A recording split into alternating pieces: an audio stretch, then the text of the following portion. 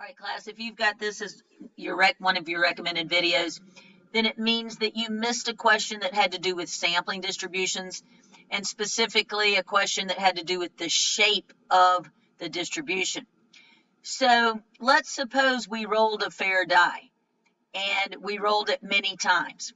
If we are just asked what shape the distribution of those outcomes would show, then the key thing is that you have to realize a fair die supposedly gives equal chances for each outcome. Or if the question on your quiz was like a random number generator and talking about randomly generated digits 0 through 9, those also have equally likely outcomes. So that would be the key thing about the first part, is that you have equally likely outcomes. So if you just conduct that experiment many times, whether it's rolling a fair die or using a random number generator many times, then the distribution that we would expect would just be what we call a uniform distribution. So like with a fair die, I would expect the outcomes are the numbers 1, 2, 3, 4, 5, 6. But if you just roll that die an individual number of times, then as long as you roll it a lot, you should eventually begin to see roughly equal amounts, equal frequencies of each outcome. Same thing if you use a random number generator or a spinner that has equal slices, anything where it's equally likely, you expect what's called a uniform distribution. This is called a uniform distribution, where your outcomes are equally likely. But the second part to that question will not talk about individual rolls of the die or individual outcomes from a random generator, but instead it will start talking about taking samples. Like, for example, this problem on the left says, now suppose you roll the die 40 times. Well, what that means is you're thinking of the 40 times as a sample where n equals 40. And so if you repeated that over and over again, and then it says calculate the sample mean, well, remember that the sample mean is an X bar. So if you do 40 times, get a sample mean. 40 times, get another sample mean. 40 times, get another sample mean, which is what this is describing.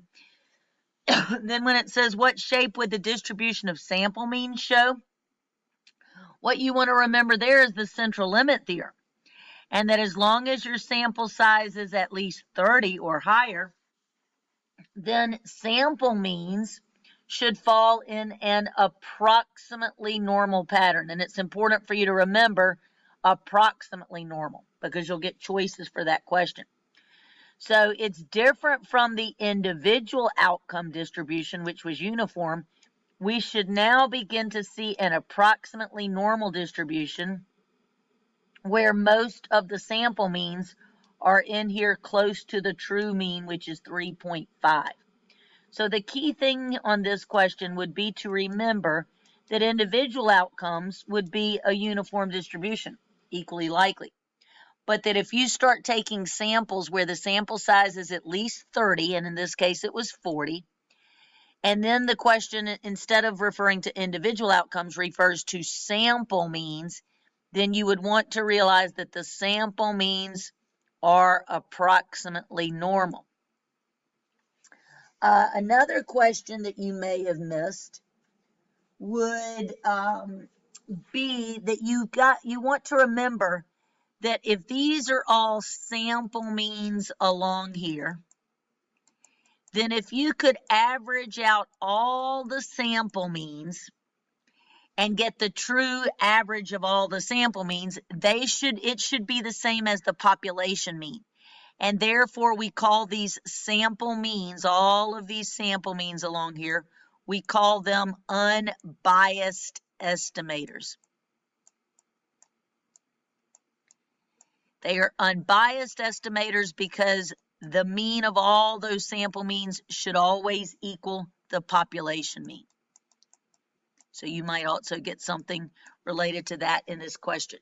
But the main thing is I wanted to address this concept of shape when you have individual outcomes versus when you take samples and then plot the sample means.